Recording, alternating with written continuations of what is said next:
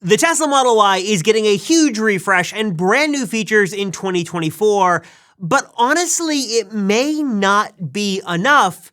The current model has a really big problem that Tesla desperately needs to fix. Tesla is throwing discounts, deals, and digging away finance points to get people to buy the Model Y, but this car is just not selling anymore.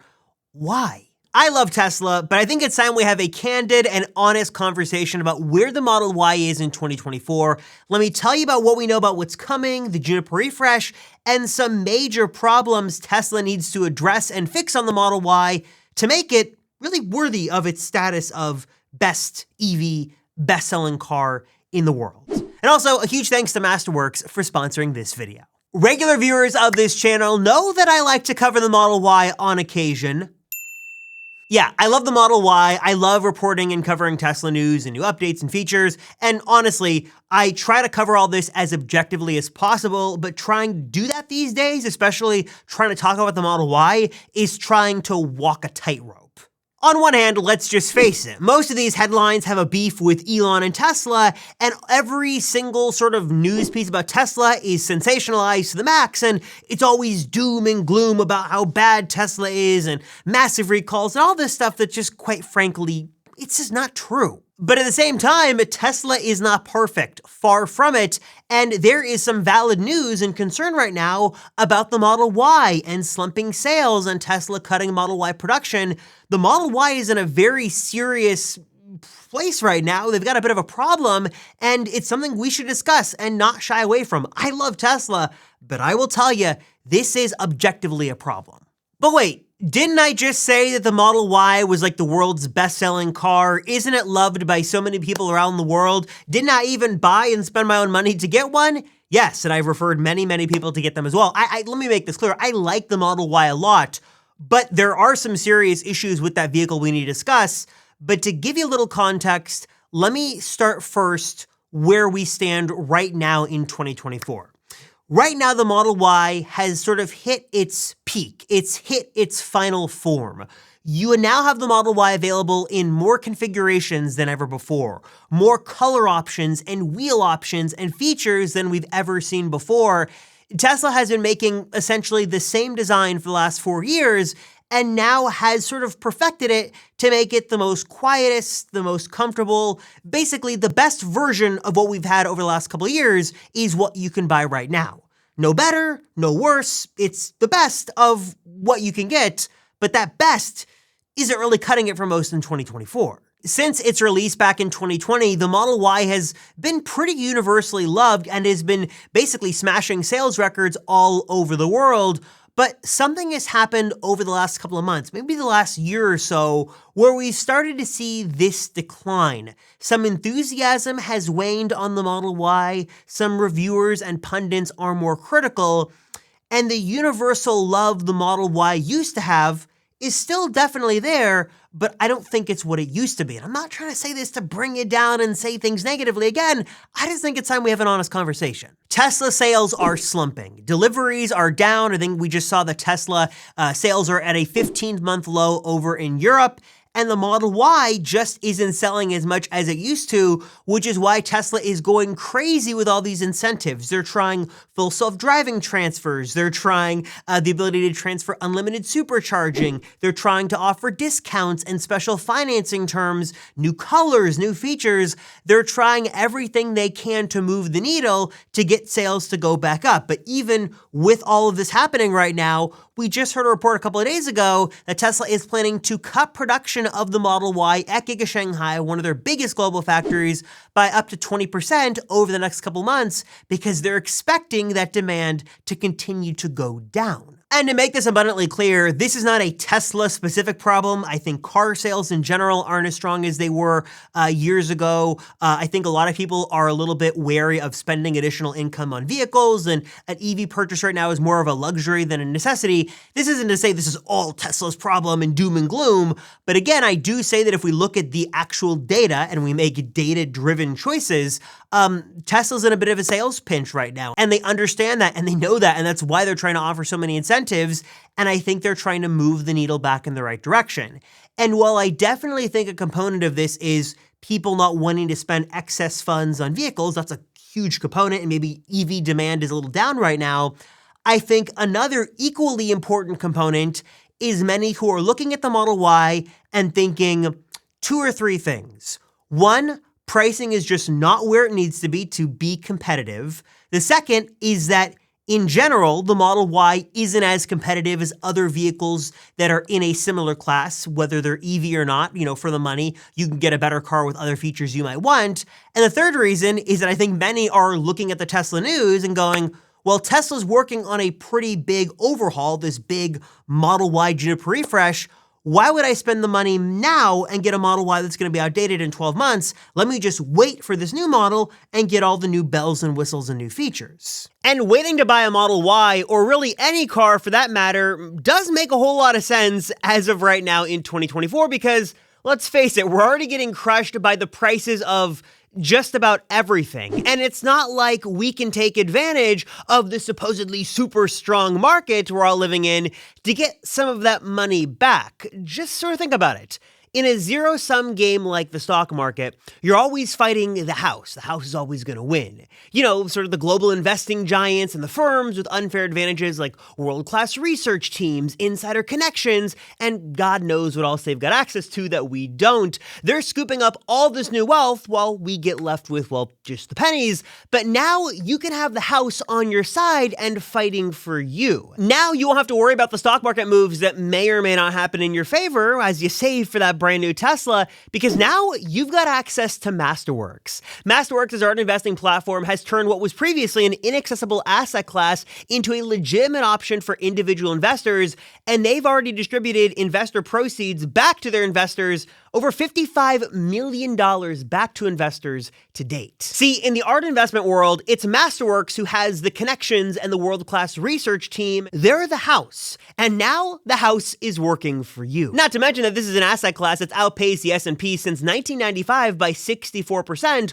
while actually showing negative correlation. So if you want to invest in shares of iconic paintings from artists you know of, including artists like Banksy and Picasso, and with an advantage you cannot get in stocks, check out the sponsor of today's video, and of course, that is going to be Masterworks, link of course down below. And if you go through my special link down below, or you scan the QR code on screen right now, you're going to get priority access when you make an account. Of course, just the usual disclaimer here, it's important to note that past sales and demand are not indicative of future results, and all investing, of course, is going to involve risk. You can see important Regulation A disclosures at masterworks.com/CD. And again, learn more, check out Masterworks for yourself, and to see the amazing platform they've got right now, get instant access at the link right down below in the description, or again, scan that QR code right on screen. This is exactly the point as to why they communicated with their sales team to tell customers that no refresh is coming in 2024, because they don't want this sort of out there in consumers' minds getting them to wait, because they're trying to sell vehicles now. This is also the reason they're offering incentives and discounts and all this stuff, and why there's a new color for the Model Y. Quicksilver isn't just a new color because Tesla decided to be kind. They're trying to sell vehicles.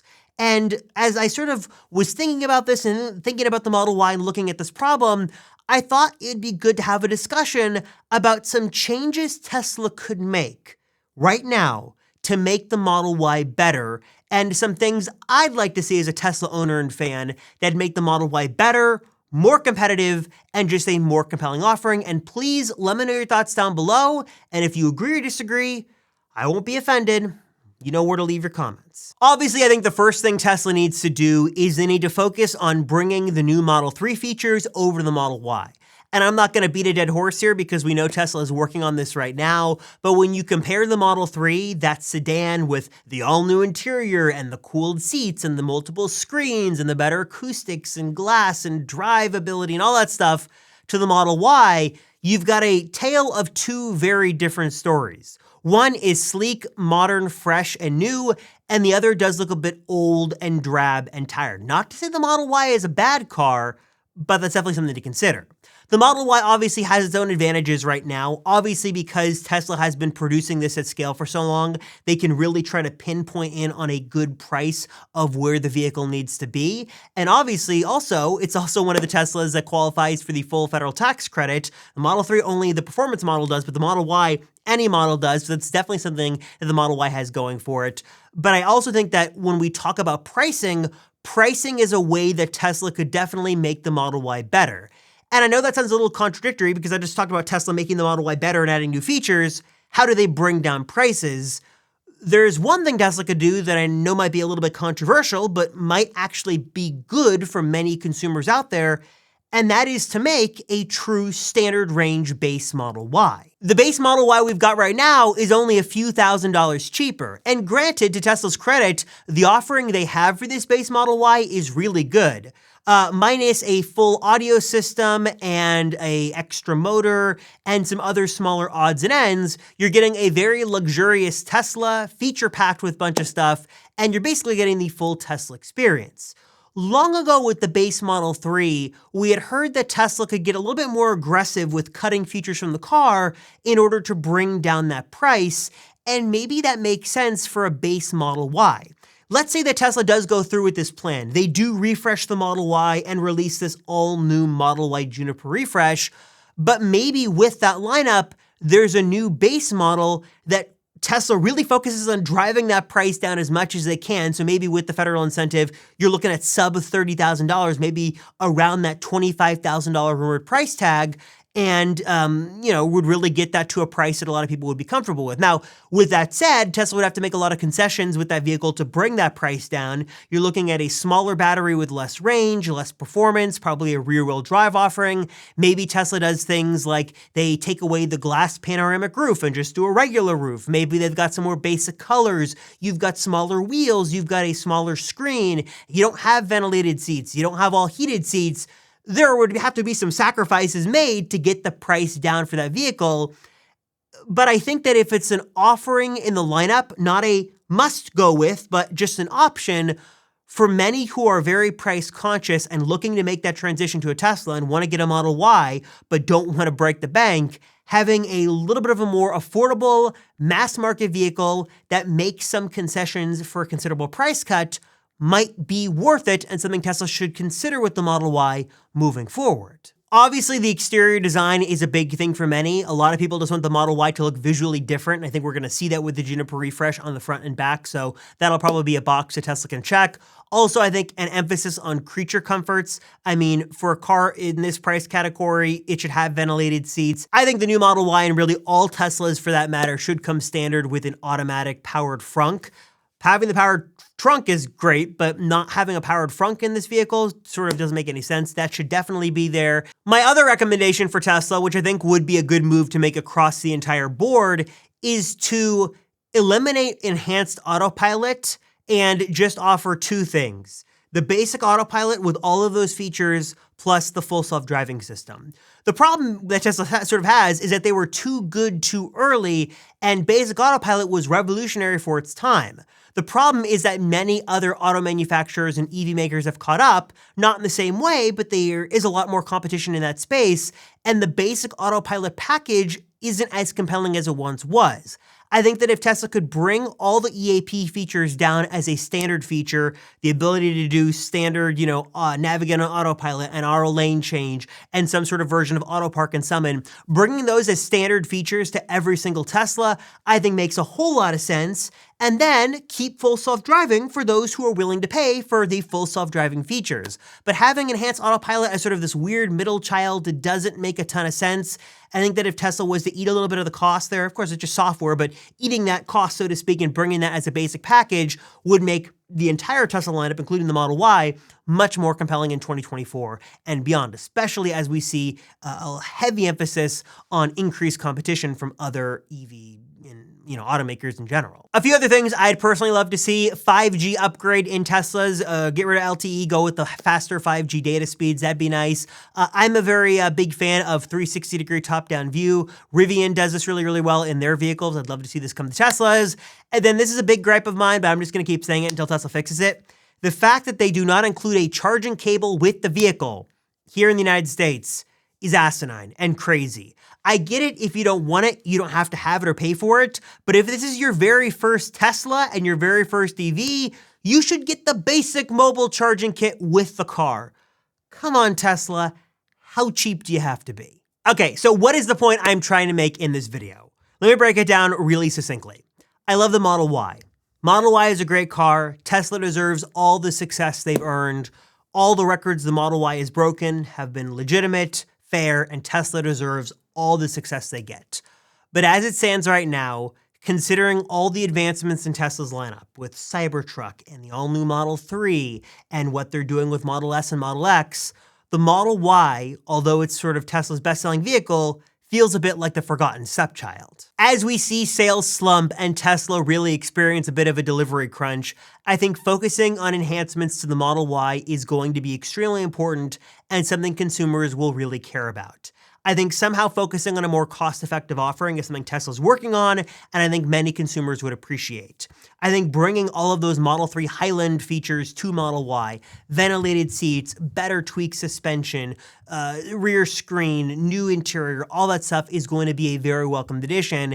And I think that if Tesla can just make their standard offerings a bit more competitive, and again, we're talking software here, just flipping a switch in the background virtually would make a lot of sense. I love the Model Y. I'm super excited to see the Model Y Juniper Refresh.